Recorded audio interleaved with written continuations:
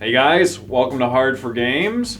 Wanted to chat it up a little bit with everybody today. John had an idea just earlier. Basically, we have a ton of back burner games. A ton of games where it's like we've had a lot of interest in reviewing them, but we weren't sure how interested you guys are.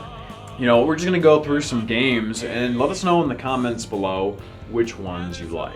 Or send us death threats. That's fine we too. Respond really well to those. H4games@gmail.com. Yeah. Is perfect. So why don't you start? Is your idea? Okay, I've forgotten my list already. Alright, so I will go as you recall your list.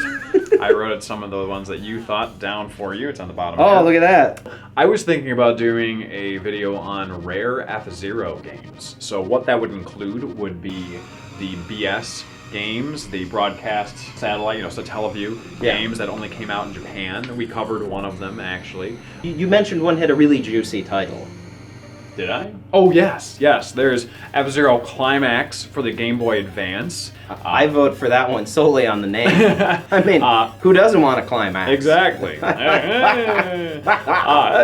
So basically, you'd be taking those rare, not released in the US, F-Zero games, and there's also an arcade F-Zero game. Really? As well. Yeah. Apparently, it's on the GameCube disc. You can action replay the game and play it on the GameCube. That's better than the hot coffee find. Yeah, exactly. That's awesome. So that idea is basically taking all of those rare F-Zero games that didn't come out in the US and doing a feature on all of them. My first idea was Metal Warriors. Good friend of mine, Vince, when I was a kid, forgot his copy at my house and then just sort of continued leaving it there because he was worried his mother would sell it, because every now and then she's like, oh, you haven't played this, just sell it. So I've had it for years and years and years, and I've been holding on to it, and it is damn fun. It's one of those weird LucasArts games that had nothing to do with Star Wars that ended up actually being pretty good. It's like a mech fighter, side-scrolling platform action game. It's a SNES game, and actually it's kind of a minor rarity now. It goes for like $100, $120 on eBay, I think. So my next idea was a little, either a series or a one-off episode on the Clock Tower series.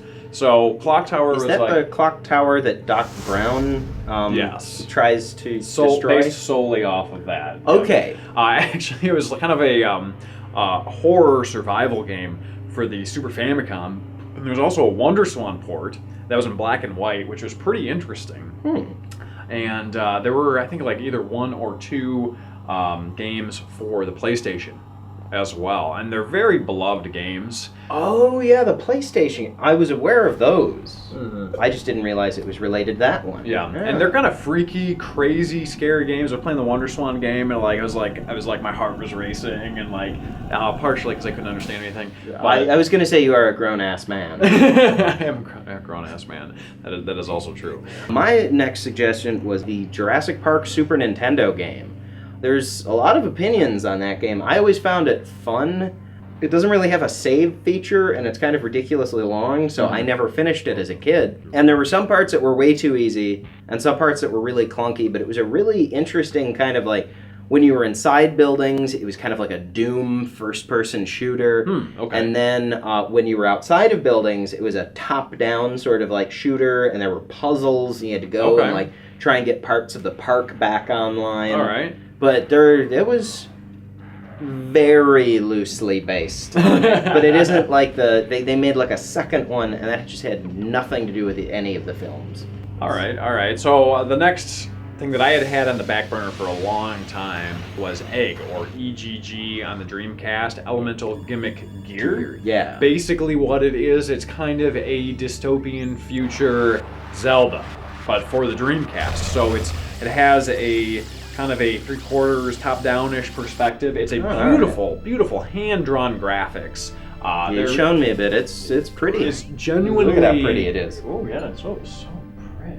Genuinely, it's gorgeous, but it does this weird thing in boss battles where it goes to 3D. It goes from 2D in the main game to 3D for boss battles, and it's clearer graphics than the N64 because it's on the Dreamcast, so it's crisp, but is ugly as sin.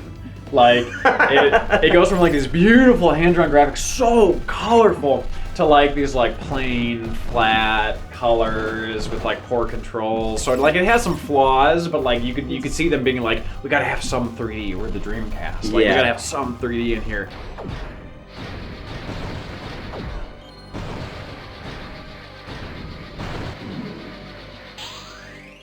A good friend of mine, Oliver Campbell, had suggested that we review the game ThreeDog! Mutant League Football. Yep.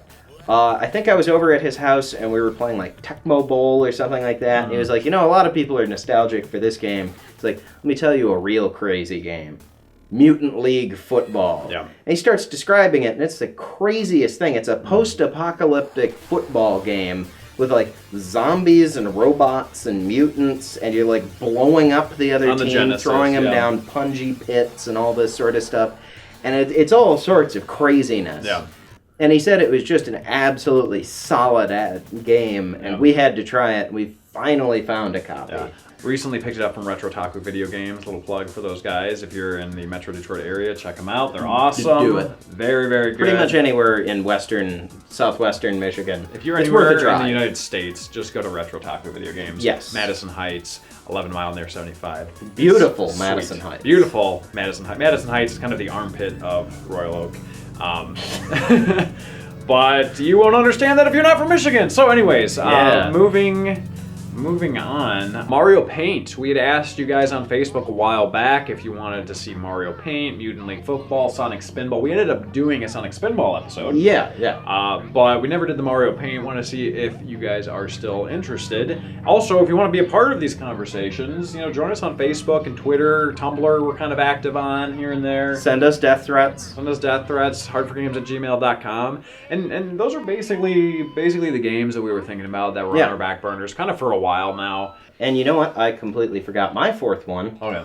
Like the Fade to Black and the Flashback and the other rotoscope side-scrolling. Yeah, so we had done Out of This World and Heart of the Alien. There's kind of like a spiritual successor called Flashback. A lot of people are familiar with it. It was recently remade in like 2013 or something.